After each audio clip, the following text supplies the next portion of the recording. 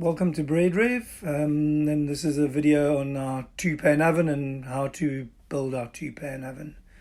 So that's the picture of our two-pan oven next to a training oven, and we build a lot of these ovens and put them in startup projects around South Africa. They basically consist of two shelves. They're built out of mild steel and 1 mil galv, and they're a great oven and they bake really good bread. You can see it fits about 12 tins at a time if you were just baking basic tin loaves, and we set people up to go out and bake. Here's a lady who's going to the Eastern Cape with her oven. She's been taught how to bake with us, and we have sent her off into the wilderness with no electricity and no running water where she lives. Penny is an artisan baker in South Africa, in Gauteng area, in the Pilanesberg.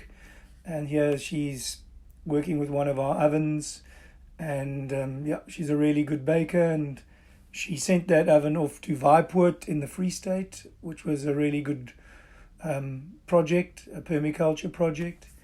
And here's another project where the guys are setting up in a room, and as you can see, they have to work on extraction and all kinds of things. And here's a little shack in one of the townships in Cape Town, and we put an oven in there to bake scones and rolls. A really fantastic little project, and there's the woman receiving her oven. And here's Paul Hollywood. He played us a visit from City Bakes, and you can go and watch that video, Paul Hollywood on City Bakes. I think it's on our site, but you can just follow the link and go and have a look. So I just want to have a little disclaimer now before we look at the two-pan oven and the building. We're a group of bakers, and we built these ovens starting with, there's another video you can watch, but we aren't metal workers, we're bakers. So we build these ovens so that they work, as opposed to a beautiful craft. So if anyone picks up any metal insecurities or bad workmanship, we apologize in advance. So let's get on with the two-pan oven and how it's built. I'm going to just put down some pictures and we can take it from there. One of the first things we do is we take a 2mm mild steel sheet, and we divide it up so we can get the oven box built up or bent up and the legs bent up. So here you can see are the legs, and that's the first part that we start with. We build a stand. So out of that sheet we get the box, the complete box, the door of the oven, and the 4 legs, and there is a bit left over that you could use for other things. So you can just see that's on the floor there, and obviously it needs to be welded up and the stand needs to be built.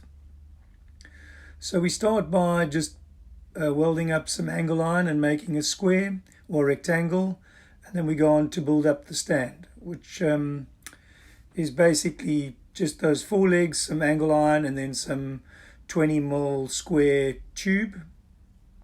And you can just see it from the different angles over there.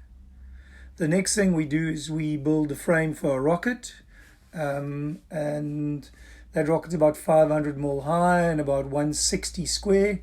The reason why we need a bigger rocket is because we want to be able to put slightly bigger bits of wood in. There you can see we use bricks, so we just use fire bricks or kiln shelving, and we case the metal frame with those bricks, and then we go on to just cover that with some 1 mil galv, and there you can see the finished rocket product as we go along. And so we build the stand and then we build the rocket.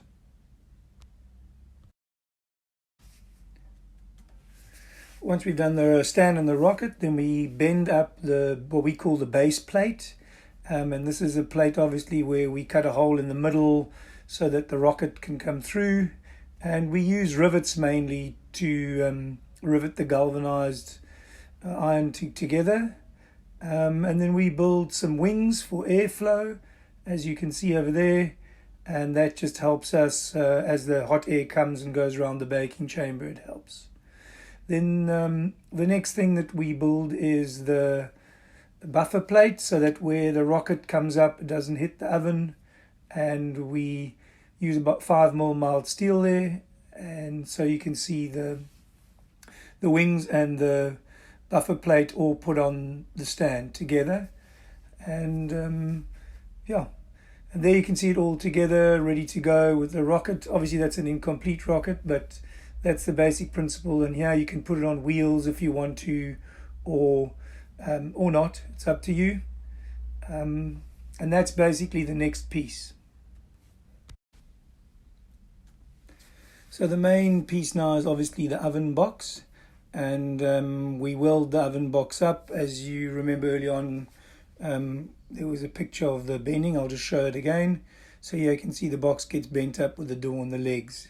So we weld that box up together, and then we weld the shelving racks so that we can put those on the side of either side of the oven box. And we then put a front on the oven. We use I think it's 10mm by 2mm sort of rectangular tubing, and we create a gap at the bottom as well. That's important for cleaning the oven. Yeah, and so we work and secure that box, and a lot of welding work gets done there, and then we make sure that the box fits onto the stand.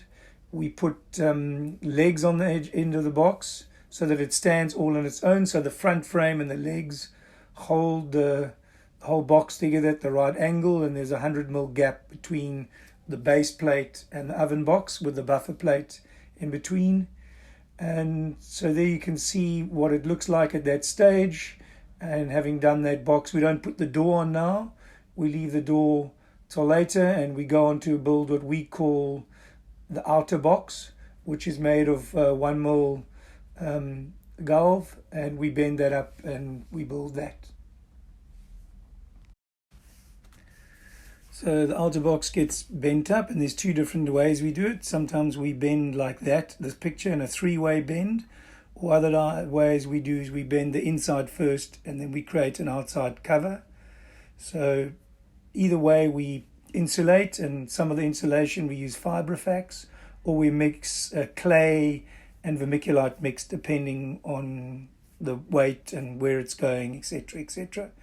And so you can see us putting it back together. So there's the other method where we have inside panels that we put together, and then we put outside panels on once we've glued the insulation on, which we use, what glue do we use? We use a glue called Betafix. That's correct. Yeah, and then we pull it all together, drill and rivet it up, and make sure everything starts coming together.